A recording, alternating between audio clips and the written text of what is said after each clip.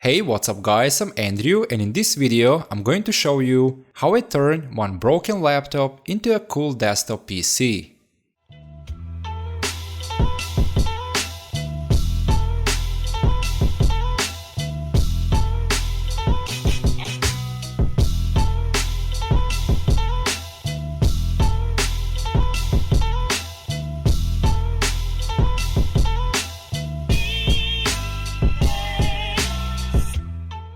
When I got this computer, he was in a pretty bad condition. The display is missing, including the entire upper part. No hard disk, the cooling fan was broken, the keyboard is not working, the Wi-Fi antennas are broken, and there is a few other things that are missing. But the good thing is, the logic board is in a functional condition, and this laptop has respectable specs. This laptop has Intel i3 CPU, 8 gigs of RAM and 1 gig dedicated Nvidia GPU. I know, it's not the best, but it's good enough for internet browsing, media center and mid-range gaming. First, I start to plan how I can turn this laptop into a desktop computer. Actually, I had a lot of ideas. Some of them are very simple, some are a little bit complicated, but all of them are something that you probably have seen before. Then I've decided to make something different. I've decided to make a mix between art and technology. But there's another problem. I'm not really art maker and I have one big zero experience in wood carving. But however, I will give a shot.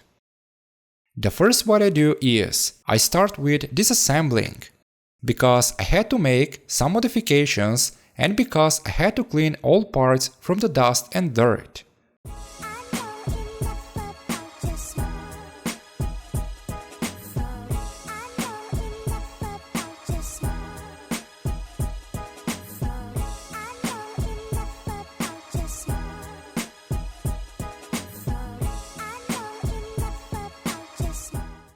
When I remove the top panel, I saw that the logic board is in 3 different parts, not in one single part.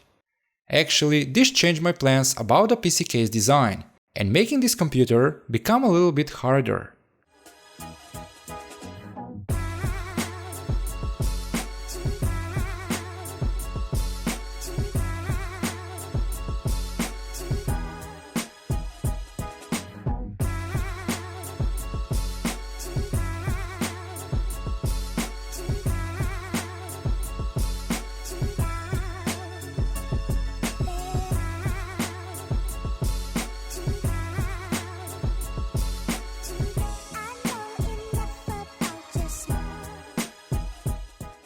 After I take out all the parts, I continue with cleaning. To clean all these parts, I mean the logic board, I used a very soft brush.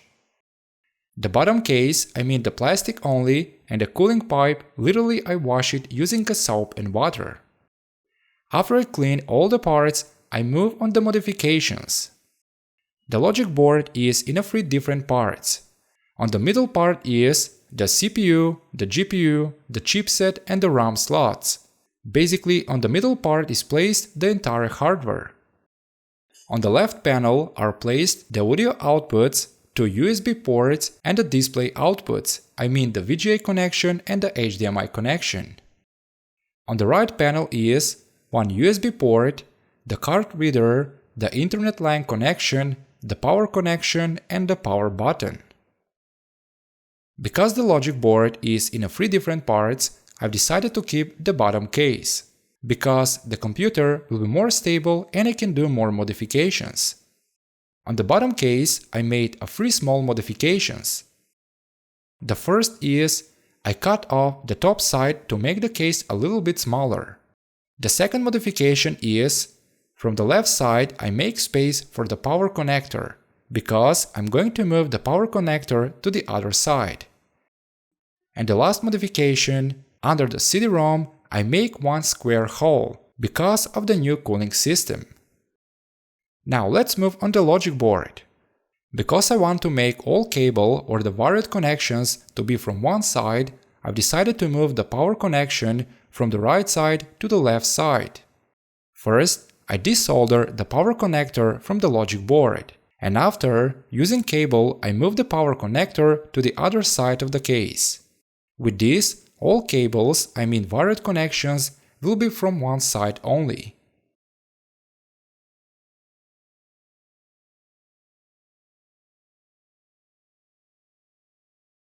Now, before I continue with other modifications, I back the logic board in the bottom case. Now I've continued with the other steps. I mean, I apply a fresh thermal paste over the CPU and the GPU, and I mount the cooling.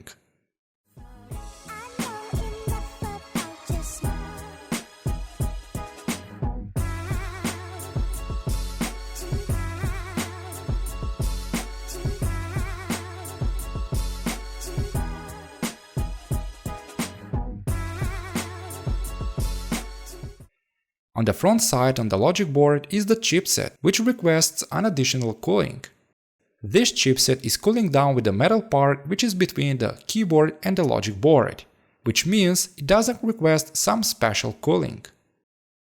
Now I had to make a new cooling system. The second cooling is made from CD-ROM, one cooling fan and cooling pipe. Now, I'm going to show you how I turn the CD-ROM into the second cooling fan. From the CD-ROM, first I remove the top panel to access from the inside.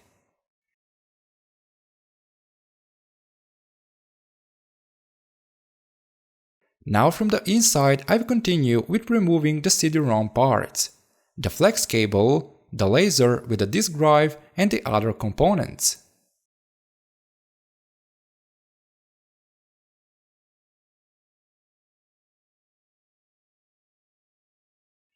Before I start with some modifications, first I made one hole on the CD-ROM bay, and I make the CD-ROM bay smaller. Actually, I cut off one side from the CD-ROM bay. Now the only part that I need from the CD-ROM is the SATA connection. The SATA connection actually provides 5 volts of power. These 5 volts are good enough to power up 1 or even 2 cooling fans from a laptop.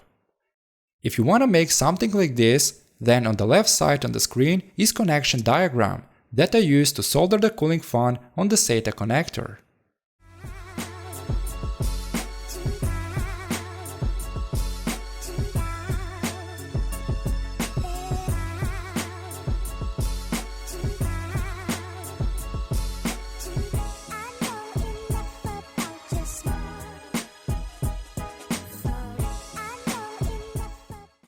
Now the cooling fan is ready to mount and use. But the cooling system has one more part, and that is an additional cooling pipe. First, before I mount the cooling pipe, over the chipset I place thermal conductive silicon. This silicon is something like thermal grace.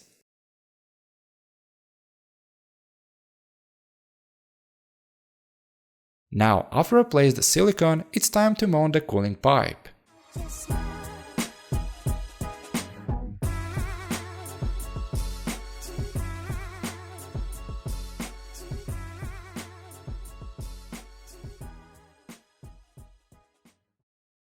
How you can see, the cooling fan is a little bit turned up. That's because to cool down the cooling pipe and to push out the hot air from the inside of the PC case. The front side basically is done. Now let's turn at the back side and install the other components. From the back side, I mount the Wi-Fi and I mount the RAM. Now, the only parts that I left are the hard disk case and the hard disk and the Wi-Fi antennas. The hard disk case and the Wi-Fi antennas I take out from other broken laptop, and the hard disk, actually I already have it. The hard disk case actually won't fit at first, and I had to make a few small modifications, but nothing special. The Wi-Fi antennas are pretty long for this computer, but actually that is not any problem. However, the Wi-Fi antennas I'm going to mount at the end before I close the PC inside the PC case. And basically, I'm done with the hardware modifications. Now let's move on making the PC case. The PC case, I made it from two identical wooden boards and few smaller wooden sticks. The Darth Vader, the Death Star and the T-Fighter are made from MDF, or also known as medium density fiberboard. Before I start with wood carving, first I made and I print a few templates from the Darth Vader, the T-Fighter and the Death Star. Now to copy these templates on the MDF, I used stencil paper. Using the stencil paper, it's an old but very simple and useful technique to copy some image on other material. To copy something using the stencil paper actually is very simple. First, you need to place the stencil paper, and over the stencil paper, place the image or the template. And now, everything what you need to do is to cross over the image lines using pen or pencil.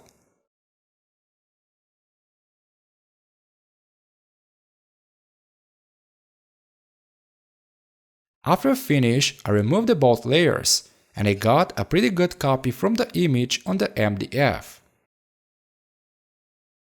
Now let's move on wood carving. The Darth Vader, the T-Fighter and the Death Star, I made it using a few hand tools only. From my tools, I have two bent chisels, one smaller and one larger. I have a few different size raspers and sandpaper. First, I've started with making the Darth Vader. Making the Darth Vader is going very slow, because I have no experience and I work very careful. Actually, making the Darth Vader takes about 6 hours for the both parts.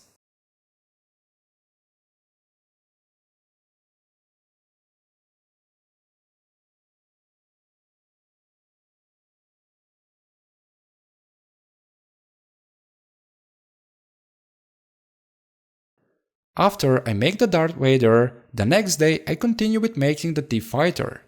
Making the T-Fighter is looking easy, but actually was a little bit harder to make.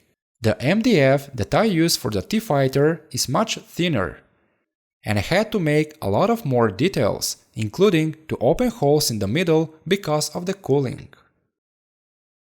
Probably you will ask, where I learned the basics of wood carving? Well, that's very simple. If you search the Google or the YouTube, you will find hundreds of tutorials about wood carving, and you can learn a lot of things. However, I spent some time on watching some videos and reading some posts about the wood carving, and I've just started.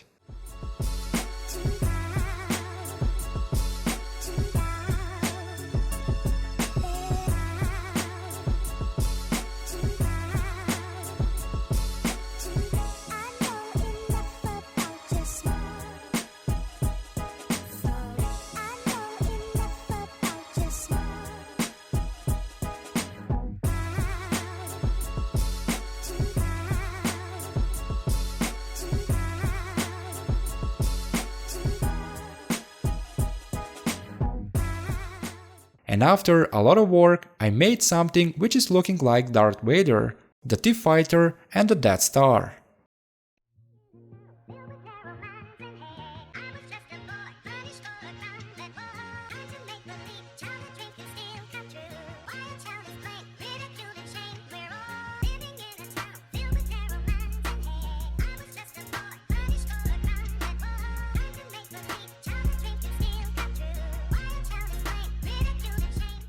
Now let's move on making the PC case. First, on the back wooden panel, on the middle I made one circle hole because of cooling. On the front panel, I've decided to add something more because to fill up the empty space. From the both sides I start with wood carving. Actually, I created trees from the both sides. For this I got inspired for the Darth Vader and the Battle of Endor. After I finish with the wood carving on the front panel, in the upper side I made one hole. Actually, this is going to be the power button. The last what I made is, from these wooden sticks I made the side of the PC case or the frame, and I made two very simple stands. And basically, these are all the parts for the PC case. Now it's time to stick all these parts on the case. To stick all these wooden parts, I used a little bit stronger glue. This glue is more for plastic, concrete or metal. But however, this glue won't damage the wood and is stronger than the classic wood glue.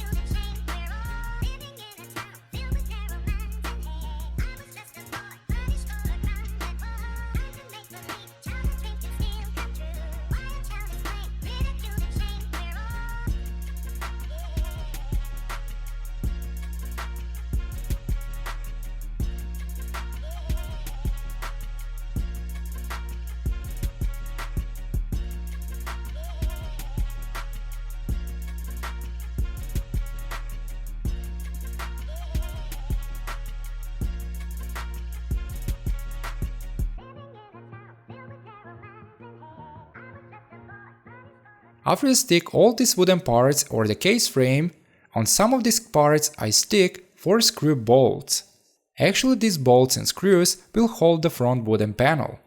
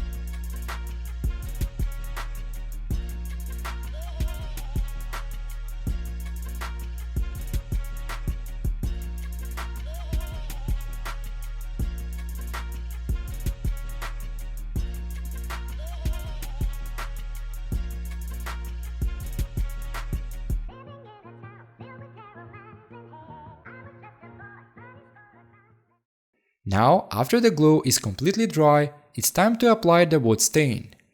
To paint the case, I use 2 different wood stains with the different shades. I mix 2 different wood stains because the PC case will have a little bit different and specific color.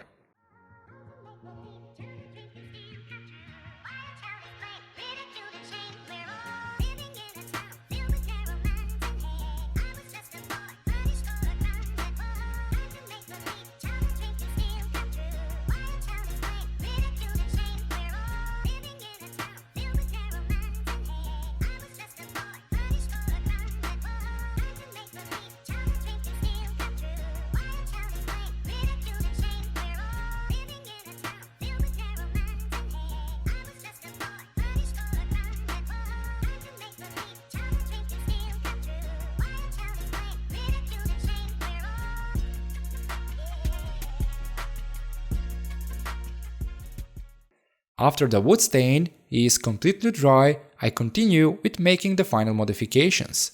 From the inside of the case, I stick screw bolts also, because these bolts and screws will hold the computer stable from the inside. Also from the inside of the PC case, on some places I stick plastic mesh.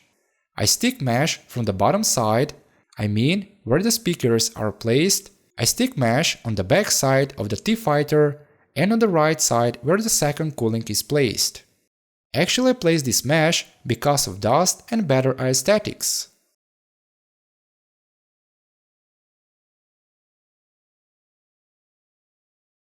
Now let's mount the computer in the PC case.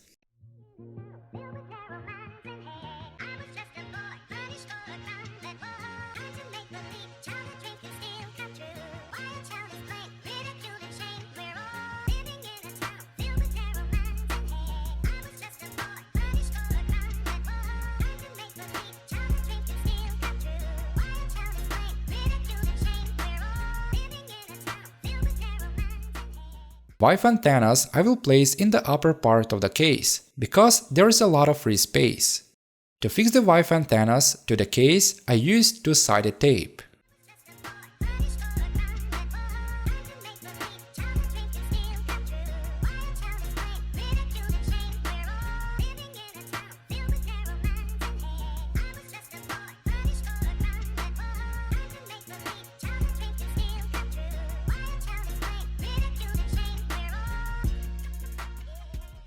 After I've done everything from the inside, it's time to mount the front panel.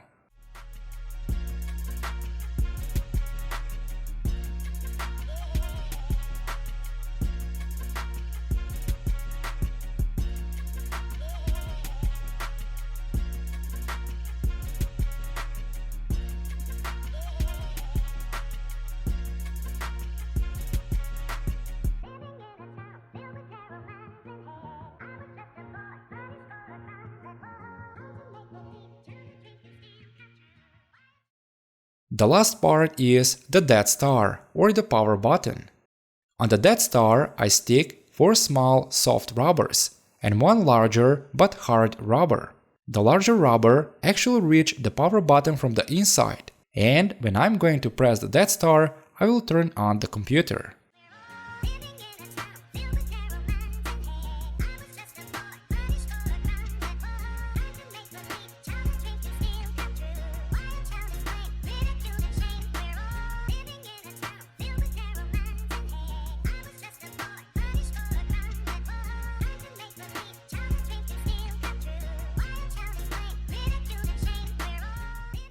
And after a lot of work, this is the final product.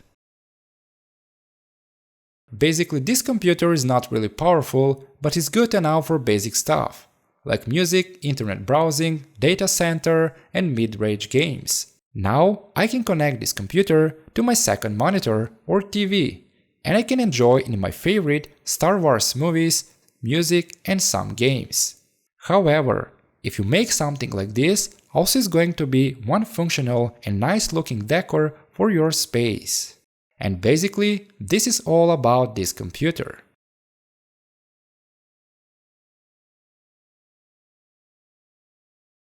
Well, I hope you enjoyed watching this video, and if you want to support me to grow this channel, you can press the subscribe button. Thanks for watching guys, and see you in the next one.